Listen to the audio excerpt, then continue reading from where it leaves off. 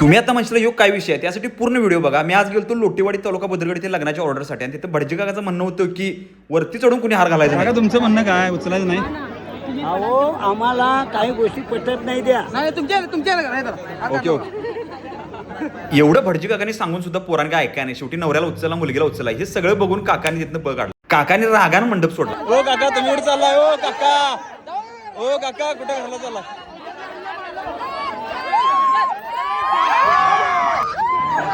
शेवटी काकांची समजूत काढून त्यांनी काकाने आणला आणि विधी चालू केली. आणि तुम्हाला सांगायचं म्हणजे आता बिली 15-20 दिवस नुसतं ऑर्डर ऑर्डर ऑर्डर ऑर्डर रोज शूट.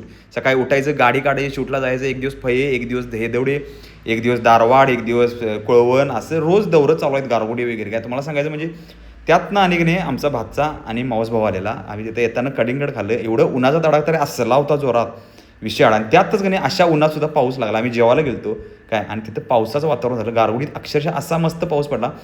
पावसाळ्याचं फिलिंग आलं पावसाळ्याचं. आणि तुम्हाला सांगतो हे 15 दिवस एवढं कामात बिझी असतं व्लॉग करायला मिळणं झाल्यात. बरीच जण मला विचारलं की बाबा तुमचं व्हिडिओ येत नाहीत गावांचं.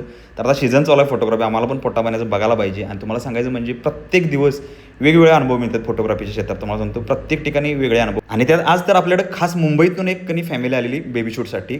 गडकरी फॅमिली जी गारगोडीच्या पण मुंबईला स्थायिक असतात. आणि आपलं काम बघून आपल्या कामाची पोच पावते आपल्याला.